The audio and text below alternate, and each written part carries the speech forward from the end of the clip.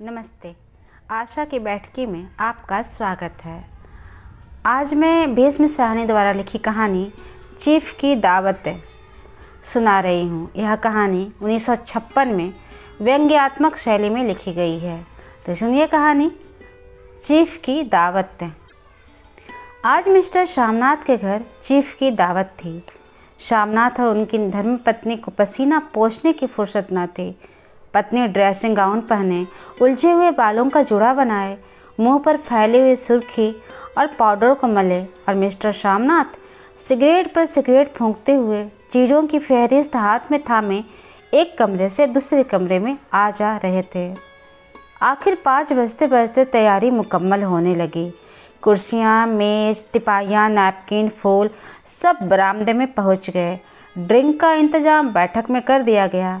अब घर का फालतू सामान अलमारियों के पीछे और पलंगों के नीचे छुपाया जाने लगा। तभी श्यामनाथ के सामने सहसा एक अड़चन खड़ी हो गई।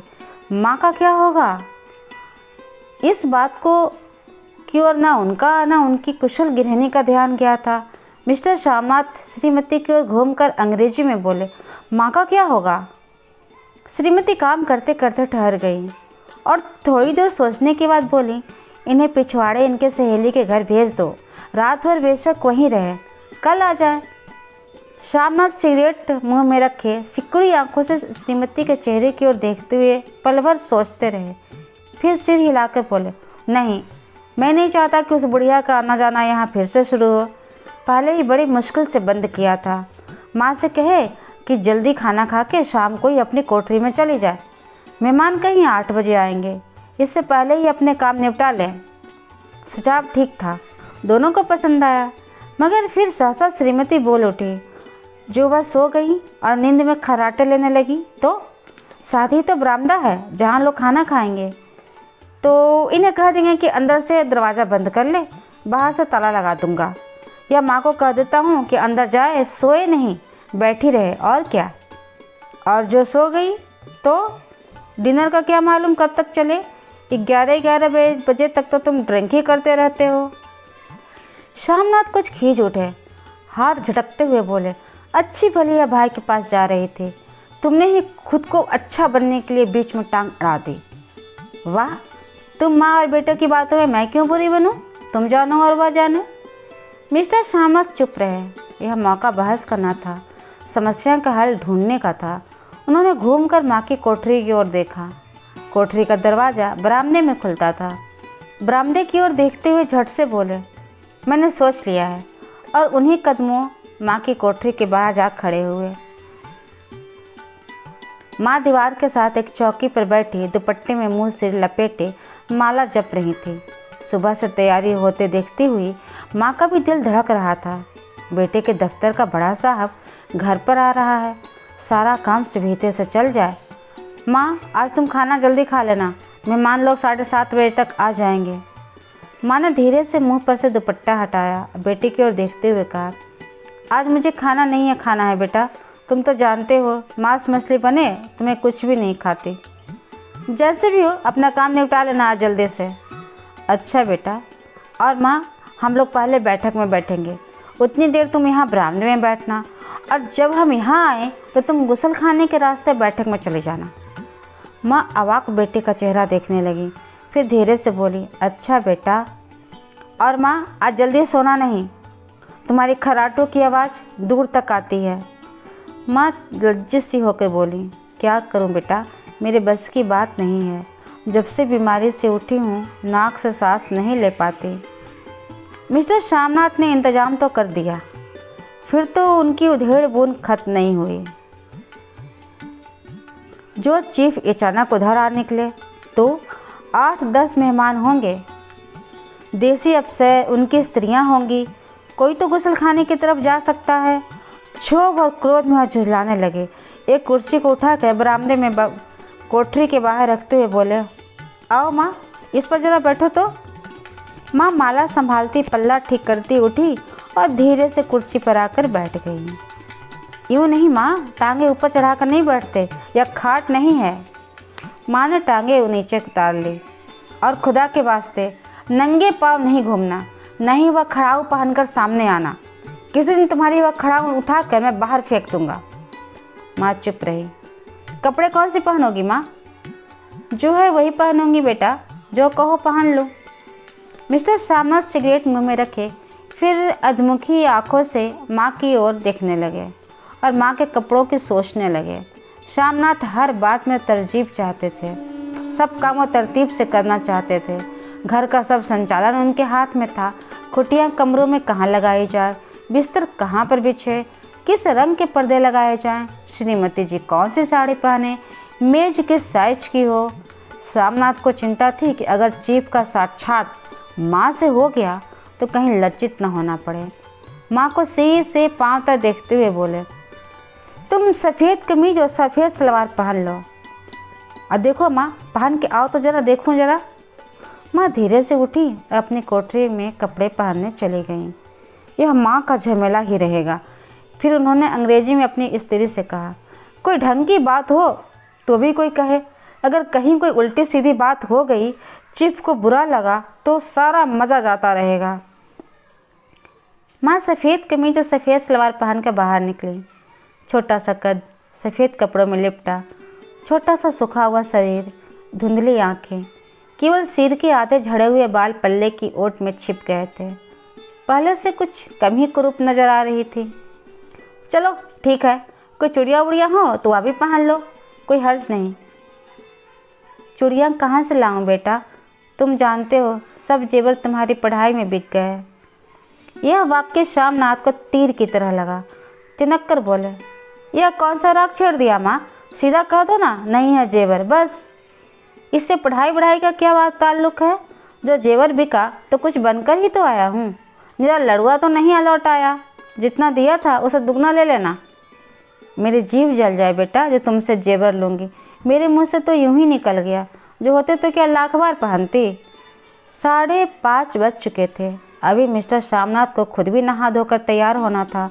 श्रीमती कबकू अपने कमरे में जा चुकी थी।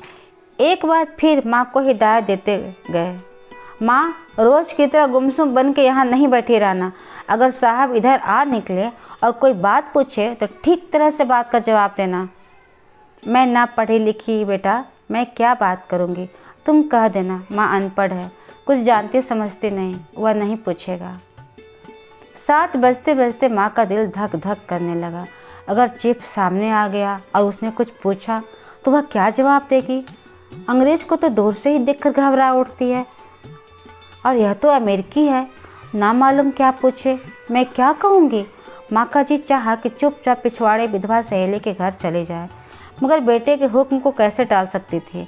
चुपचाप कुर्सी पर टांगे लटकाए वहीं बैठी रही। एक कामयाब पार्टी वह है जिसमें एक ड्रिंक कामयाबी से चल जाए।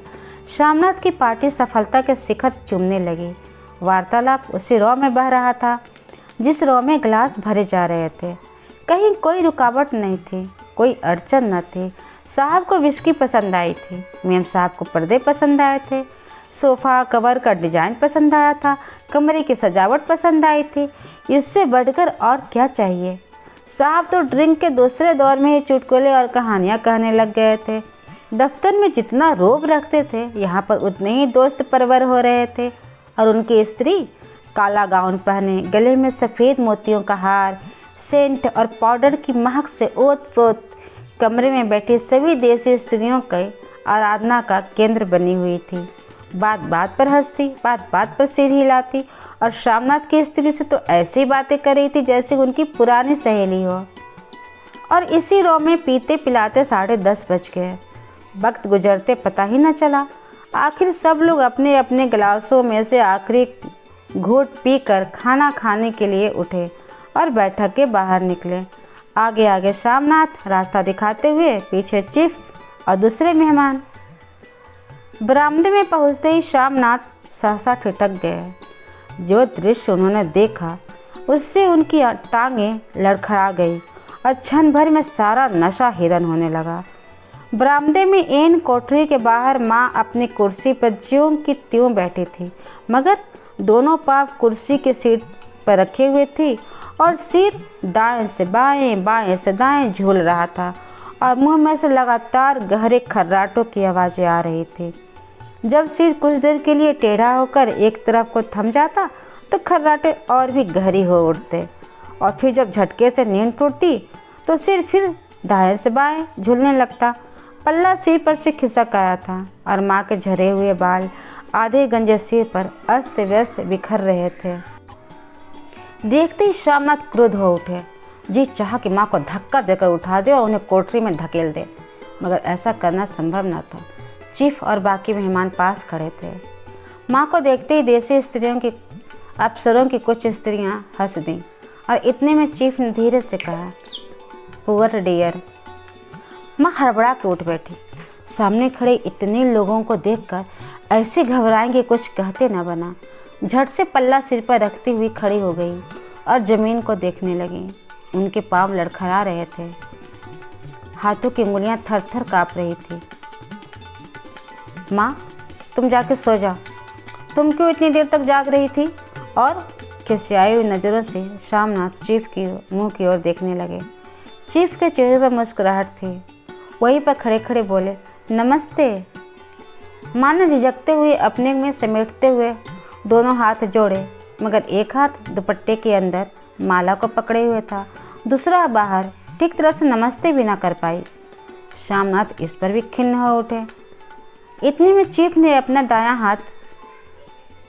हाथ मिलाने के लिए माँ के आगे किया। माँ और भी घबरा उठी। माँ, हाथ मिलाओ। पर हाथ कैसे मिलाती माँ? दाएं हाथ में तो माला थी। घबराहट में माँ ने बायां हाथ ही साहब के दाएं हाथ में रख दिया। श्यामनाथ दिल दिल में जल उठे। देसी अफसरों की स्त्रियाँ खिलखिला पड़ी।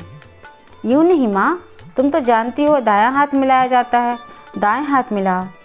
मगर तब तक चीफ माँ का बायां हाथ ही बार बार हिलाकर कह रहे थे, हाउ डू यू डू। कहो माँ, मैं ठीक हूँ, खैरियत से हूँ। माँ कुछ बड़बड़ाई। माँ कहती है मैं ठीक हूँ। कहो माँ, हाउ डू यू डू। माँ धीरे से सकुचाते हुए बोली, हाउ डू डू। एक बार फिर कहा उठा। वातावरण हल्का होने लगा। साहब ने स्थिति संभाल ली थी। लोग हंसने चहकने लगे। श्यामनाथ के मन का क्षोभ भी कुछ कुछ कम होने लगा था। साहब अपनी हाथ में माँ का हाथ अब भी पकड़े हुए थे और माँ सिकुड़ी जा रही थी। साहब के मुंह से शराब की बू आ रही थी। श्यामनाथ अंग्रेजी में बोले, मेरी माँ गांव की रहने वाली है, उम्र भर गांव में रही हैं, इसलिए आपसे लजाती है। साहब इस पर खुश नजर आए। बोले, सच? मुझे गांव के लोग बहुत पसंद हैं। तब तो तुम्हारी माँ गांव के गीत और नाच भी जानती होंगी।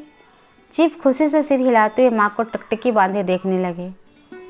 माँ, साहब कहते हैं कोई गाना सुनाओ, कोई पुराना गीत। तुम्हें तो कितने ही याद होंगे ना। माँ धीरे से बोली, मैं क्या गाऊंगी बेटा, मैंने कब गाया है। वाह माँ, मेहमान का कहा भी कोई टालता है।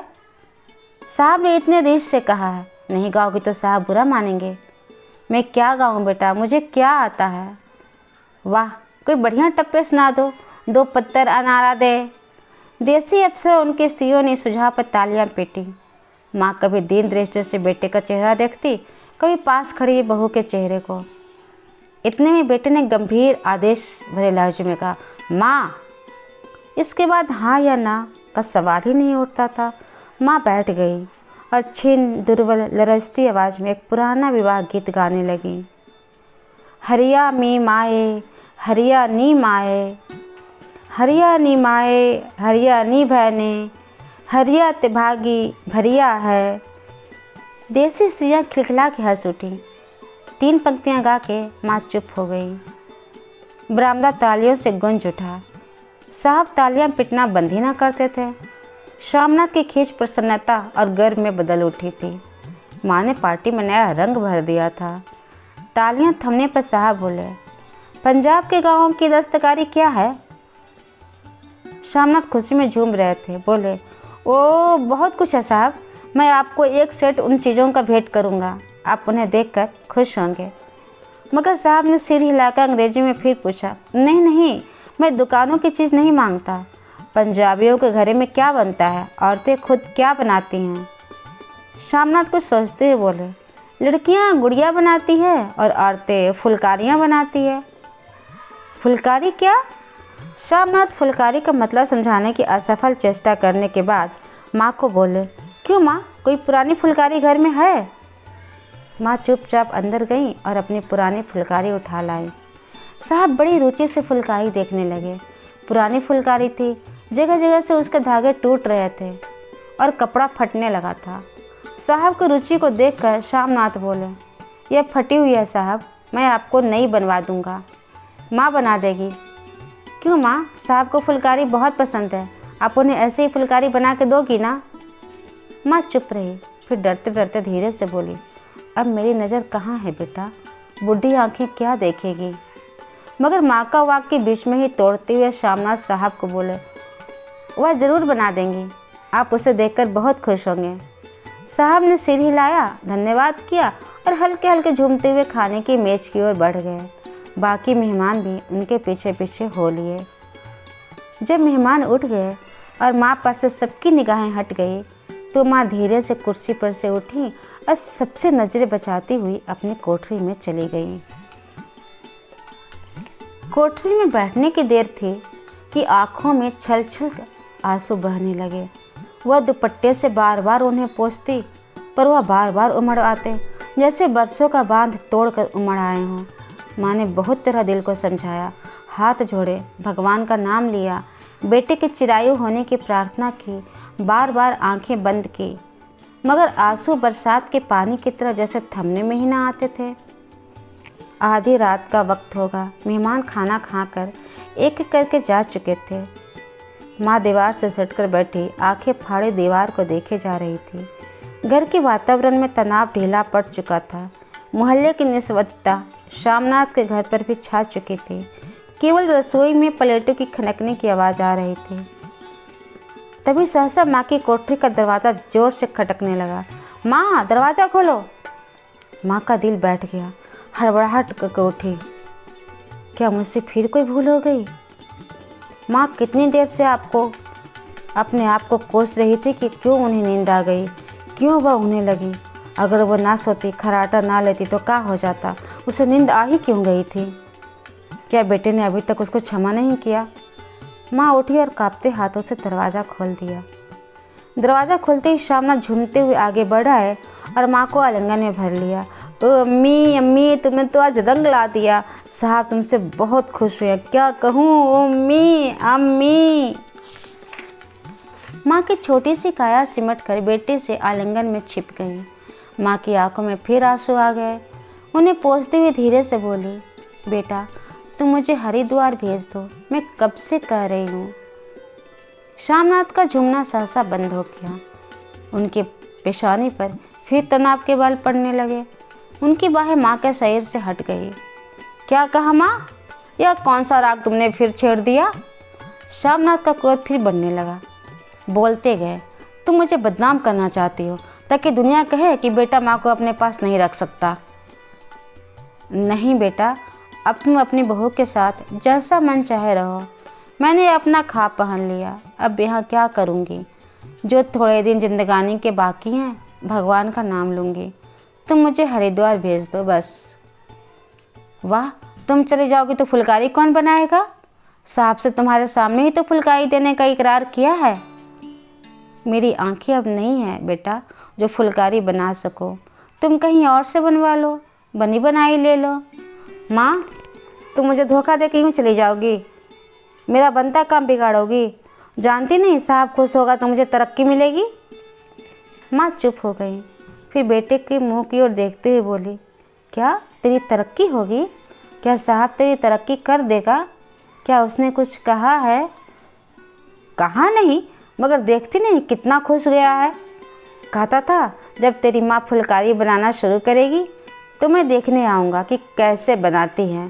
जो साहब खुश हो गया तो मुझे इससे बड़ी नौकरी भी मिल सकती है, मैं बड़ा अफसर बन सकता हूँ। माँ के चेहरे का रंग बदलने लगा। धीरे धीरे उसका झुर्रियों भरा मुंह खिलने लगा। आँखों में हल्की हल्की चमक आने लगी। तो तेरी तरक्की होगी बेटा।